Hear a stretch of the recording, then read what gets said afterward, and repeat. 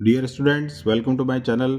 आज जिस टॉपिक के बारे में हम बात करेंगे वो है एसआर फ्लिप फ्लॉप। तो फ्लिप फ्लॉप बेसिकली एक ऐसा एलिमेंट होता है जो 1 बिट स्टोर करता है एट ए टाइम। तो एक इस तरह की डिवाइस है जिसके अंदर मेमोरी होती है और ये सीक्वेंशियल सर्किट के अंदर कंसिडर होता है। तो जैसे हमने half adder, full adder, multiplexer, demultiplexer हम देखते हैं तो they are considered as combinational circuit because they do not have any memory element, but flip flop, counter and register have memory elements. So first जो flip flop type आता है that is S R flip flop. तो it is a flip flop having two inputs S and R. S का मतलब होगा set और are का मतलब होगा रीसेट। तो सेट जो होगा वो बेसिकली क्या इंडिकेट करेगा कि the output will be 1 and reset क्या इंडिकेट करेगा द आउटपुट विल बी 0। तो ये तो बेसिक हुआ कि एस का मतलब होगा सेट और आर का मतलब होगा reset. Set will be considered as high logic and reset will be considered as low logic. अब इसका कंस्ट्रक्शन की बात अगर आती है तो हम इसको दो टाइप से डिज़ाइन कर सकते हैं। First designing concept is using 2 NOR gate and 2 AND gate. तो ये हमारे जो गेट हैं दीज आर एंड गेट्स और ये हमारे जो गेट है these are NOR gates. R और एस हमारे इनपुट हैं और क्लॉक जो सिग्नल होता है that differentiate combinational and sequential circuit. तो जो भी सीक्वेंशियल सर्किट होंगे flip flop, counter and register, उसके अंदर एक हम एक्स्ट्रा इनपुट लगाएंगे अपनी तरफ से that will be considered as clock signal. इसी डायग्राम को हम 4 नैंड गेट के थ्रू भी बना सकते हैं। यानी यहाँ पर जैसे नैंड गेट बना दिया तो ये हमारे सब क्या हो गए नैंड गेट। तो 4 नैंड गेट अगर हम बनाते हैं तो वो भी हमारे को सेम आउटपुट देगा जो कि हमारे को 2 नॉर और 2 एंड गेट देगा। अब बेसिक जो चीज़ है वो है इसकी वर्किंग कि भाई हमें कोई भी डायग्राम यहाँ से ले लेना है। जैसे फॉर एग्जांपल इसको लिया या इसको लिया और उसको वर्किंग जो है हमें उसको रिप्रेजेंट करना है। तो मेन जो है इसका वर्किंग वो हम कंसिडर करते हैं। अब आते हैं वर्किंग पर। तो ऑब्वियस है कि हमारे पास जो 4 इनपुट हैं वो कौन से होंगे कि जो हमारी ट्रुथ टेबल बनेगी फ्लिप फ्लॉप के अंदर।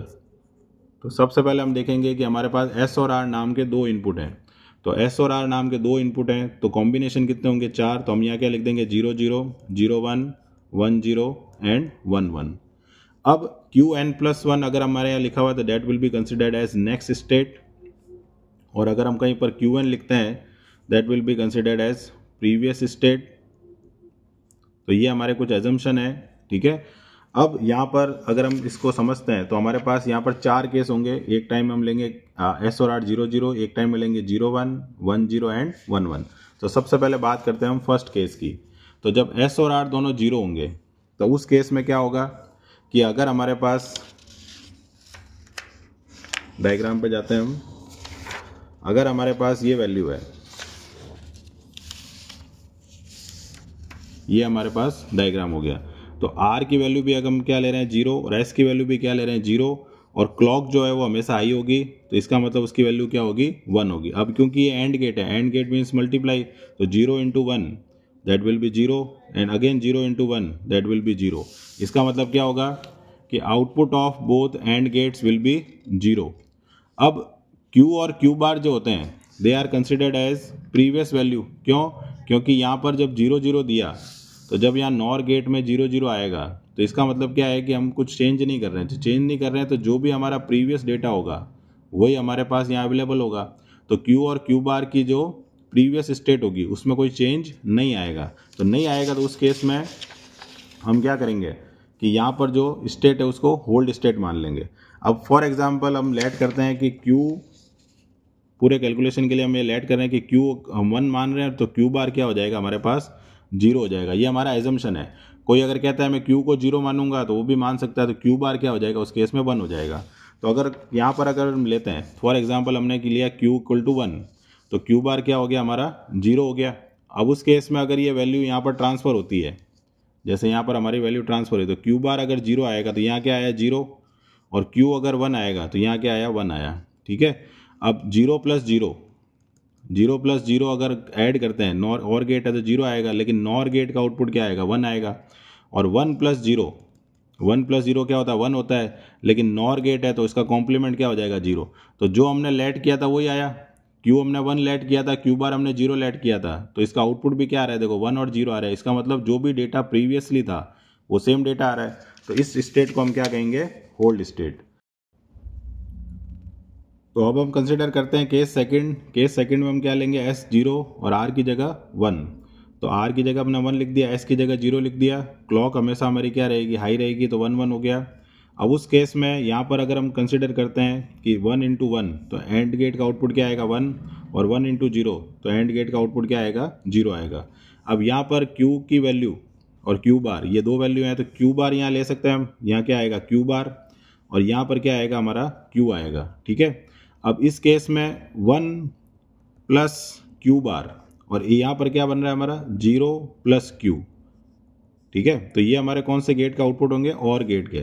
तो Q बार अगर मान लो 0 होता है तो 1 + 0 क्या आएगा 1 आएगा। Q बार अगर 1 होता है तो 1 + 1 क्या आएगा 1 आएगा। ठीक है, इसका मतलब हमारे को Q बार मिल रहा है। और 0 + Q यानी 0 प्लस, अगर मैं Q की जगह 0 लेता हूँ तो 0 आएगा, और 0 + 1 लूँगा तो Q की जगह क्या आएगा 1 आएगा। इसका मतलब क्या हुआ कि जो भी हमारा आउटपुट दिया जा रहा है वही हमारा आउटपुट आ रहा है, यानी Q की जगह जो भी वैल्यू कंसिडर करूँगा वही आएगा। तो अगर मैं यहाँ पर लेता हूँ 1 × Q बार, ठीक है, तो यहाँ पर नॉर गेट का आउटपुट हमें क्या मिलेगा, दोनों केस में क्या मिलेगा 0, और यहाँ पर क्या मिलेगा हमें 1, और यहाँ क्या मिलेगा 0 मिलेगा। तो यही हमारा आउटपुट आएगा। तो यहाँ पर हमारा आउटपुट क्या आ रहा है, हमेशा क्या आ रहा है आउटपुट 0 आ रहा है। ये ऊपर वाला केस है हमारा, ठीक है, क्योंकि यहाँ पर हमने दोनों को ऐड किया है, तो यहाँ पर हमेशा क्या मिल रहा है हमारे को 0 मिल रहा है। तो 0 को किसको रिप्रेजेंट करता है, रीसेट को। ठीक है, तो यहाँ पर सेकंड केस में जैसे पहले स्टेट में क्या था होल्ड स्टेट, सेकंड स्टेट किसकी होगी रीसेट की। थर्ड केस देखते हैं हम। थर्ड केस में क्या है, एस की जगह 1 है और आर की जगह 0 है, तो आर की जगह 0 रखा, एस की जगह 1 रखा, और क्लॉक क्या हो गई 1। तो यहाँ पर एंड गेट का आउटपुट क्या आएगा 0 × 1 विल बी 0, और 1 × 1 विल बी 1। अब यहाँ से क्या जाएगा Q बार, और यहाँ से क्या आएगा Q आएगा। तो ये है नॉर गेट। तो नॉर गेट में और जो गेट होता है उसके जो आउटपुट आएगा उसको कॉम्प्लीमेंट करने पर नॉर गेट बनता है। तो 0 + Q बार, ये हमारा कॉम्बिनेशन हो गया। तो 0 + Q बार में अगर मैं Q बार की जगह 1 लेता हूँ तो 0 + 1 1 आएगा, और Q बार की जगह अगर मैं 0 लेता हूँ तो 0 + 0 क्या आएगा 0 आएगा। इसी तरह से अगर मैं यहाँ नीचे की तरफ जाता हूँ तो 1 + Q हमारा रिजल्ट आ रहा है।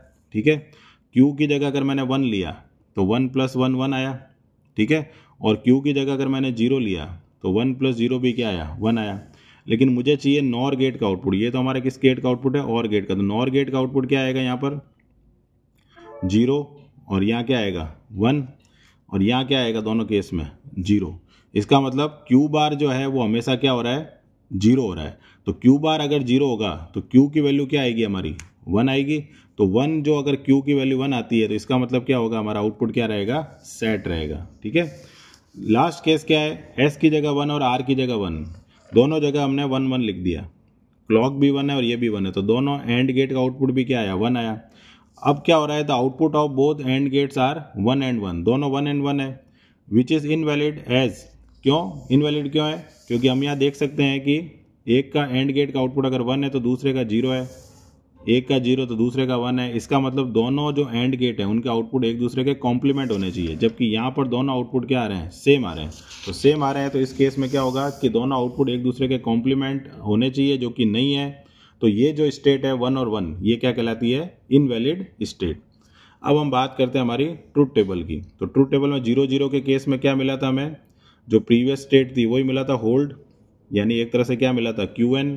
0 1 के केस में क्या मिला था, जैसे हम याद रखने के लिए क्या कर सकते हैं कि R का जो कॉलम है वो 1 पे लिखा हुआ है, तो R एक्टिव मोड में, और R यानी रीसेट की वैल्यू क्या होती है 0, तो ये मोड क्या होगा रीसेट। यहाँ पर क्या है 1 0 है, तो S की वैल्यू हाई है, S की वैल्यू हाई मतलब सेट मोड, और सेट की वैल्यू क्या होती है 1 होती है। और लास्ट जो मोड है हमारा वो है 1 1, तो 1 1 के केस में क्या हुआ हमारा इनवैलिड स्टेट आई, क्योंकि दोनों एंड गेट जो उनके आउटपुट क्या हो गए 1 हो गए, जो कि पॉसिबल नहीं है। तो ये हमारी क्या हो गई एक तरह से इनवैलिड स्टेट हो गई। तो ये हमारी जो बनी है ये क्या कहलाती है ट्रूथ टेबल। अब इस ट्रूथ टेबल से हमें क्या बनानी है कैरेक्टरिस्टिक्स टेबल। कैरेक्टरिस्टिक टेबल में क्या होता है S R और QN, ये तीनों किसकी तरह काम करते हैं इनपुट की तरह, और QN + 1 हमारा क्या होता है आउटपुट। तो अगर हमारे पास 3 इनपुट है तो कॉम्बिनेशन कितने होंगे 8 होंगे। तो 0 0 0 0 0 1 0 1 0 0 1 1 1 0 0 1 0 1 1 1 0 एंड 1 1 1। ये हमने ट्रूथ टेबल का पहला पार्ट फिलअप कर दिया। अब यहाँ पर अगर हम ध्यान से देखते हैं तो इस टेबल से हमें ये टेबल बनानी है। तो सबसे पहला कॉम्बिनेशन क्या है S और R का 0 0 है। तो हम यहाँ देख सकते हैं कि S और R 0 0 कितनी बार है 2 बार है ये, ठीक है। जब एस और आर 0 0 है तो आउटपुट हमारा क्या होता है, क्यू एन होता है, यानी होल्ड स्टेट होती है, यानी जो भी क्यू एन होगा वही हमारा आउटपुट होगा।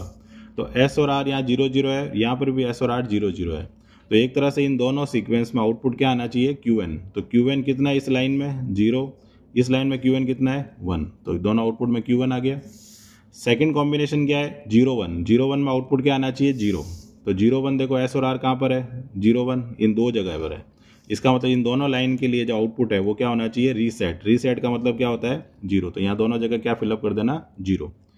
थर्ड कॉम्बिनेशन क्या है, 1 0। 1 0 के केस में आउटपुट क्या आना चाहिए, 1। तो 1 0 देखो यहाँ पर फिर से दो जगह मिलेगा, ठीक है। यानी इस दोनों पेयर का जो आउटपुट है वो क्या होना चाहिए, सेट। सेट का मतलब क्या होता है, हाई। तो दोनों जगह क्या लिख दिया हमने, 1 1। और लास्ट स्टेट जो है 1 1 वो क्या है, इनवैलिड।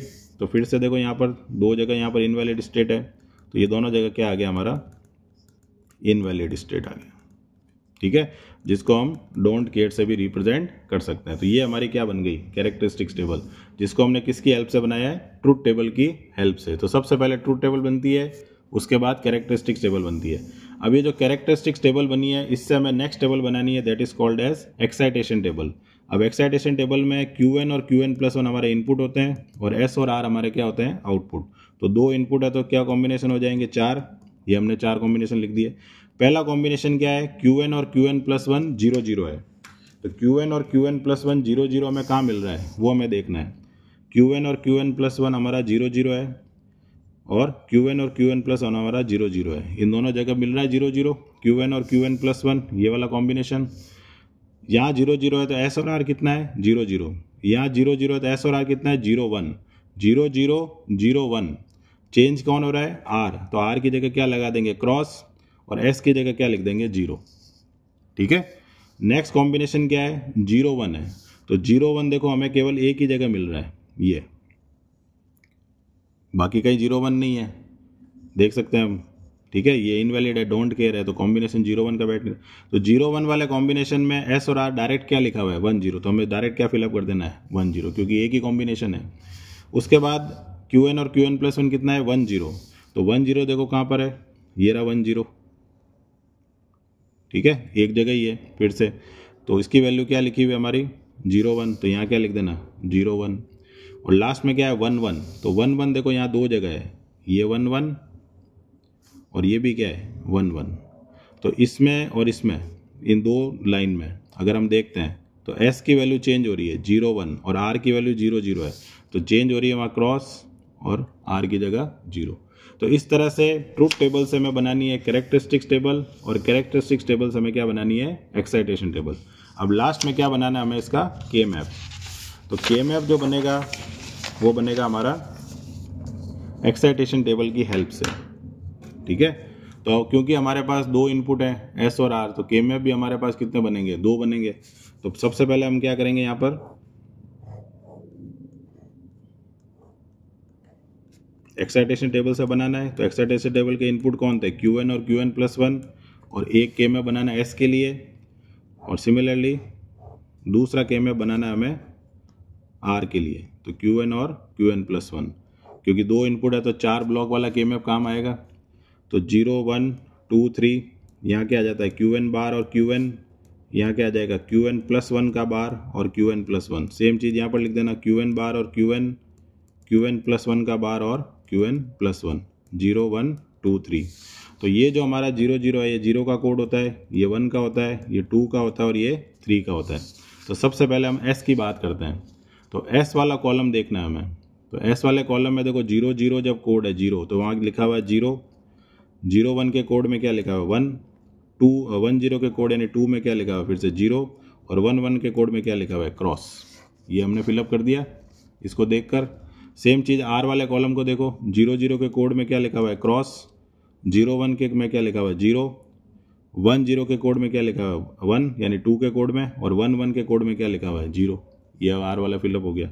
अब पेयर बनाते हैं तो हम बड़े से बड़ा पेयर बनाते हैं। तो क्रॉस यानी डोंट केयर, क्रॉस को हम क्या कहते हैं, डू नॉट केयर। इसका यूज़ क्या होता है, इसका यूज़ होता है जब भी हम कोई पेयर बनाते हैं तो उसमें हेल्प करने के लिए, ठीक है। अगर वो काम आ रहा है बड़े पेयर बनाने में तो उसको यूज़ कर सकते हैं। सेम चीज़ देखो यहाँ पर हम पेयर बना सकते हैं। अब इस पेयर की अगर हमें वैल्यू लिखनी है यानी एस की, तो इस वाले जो पेयर है उसमें दोनों कॉलम कवर हो रहे हैं, ये कॉलम है और ये रो है। तो जो वर्टिकल है वो हमारे कॉलम होते हैं, तो ये दोनों कॉलम कवर हो रहे हैं, तो इसका मतलब कॉलम का इफेक्ट कितना आ जाएगा 1, और रो एक ही कवर हो रही है ये वाली, तो इस रो की वैल्यू कितनी है Qn+1। तो आंसर हमारा एस का क्या आ गया Qn+1। इसी तरह से अगर हम यहाँ आते हैं तो इस केस में हमारे पास क्या है, इसमें फिर से 2 कॉलम कवर हो रहे हैं, यानी इनका इफेक्ट कितना हो गया 1, लेकिन रो कितनी कवर हो रही है, एक ही कवर हो रही है, तो आर की वैल्यू क्या हो जाएगी Qn+1 का बार, तो ये हो गया आर। तो इस तरह से यहाँ पर जब हम सर्किट डिज़ाइन करेंगे एसआर फ्लिप फ्लॉप का, तो हमें ये इन्फॉर्मेशन पता होनी चाहिए। तो एसआर फ्लिप फ्लॉप पे क्वेश्चन आता है तो उसका पहले इंट्रोडक्शन देना है, उसके बाद उसका जो इक्विवेलेंट सर्किट है वो बनाना है, फिर वर्किंग, फिर truth table, characteristics and excitation जो कि हर फ्लिप फ्लॉप के लिए एप्लीकेबल होगी, और बाद में एक्साइटेशन टेबल से क्या बनाना है उसका के मैप। तो मिलते हैं नेक्स्ट वीडियो में, टिल देन गुड बाय।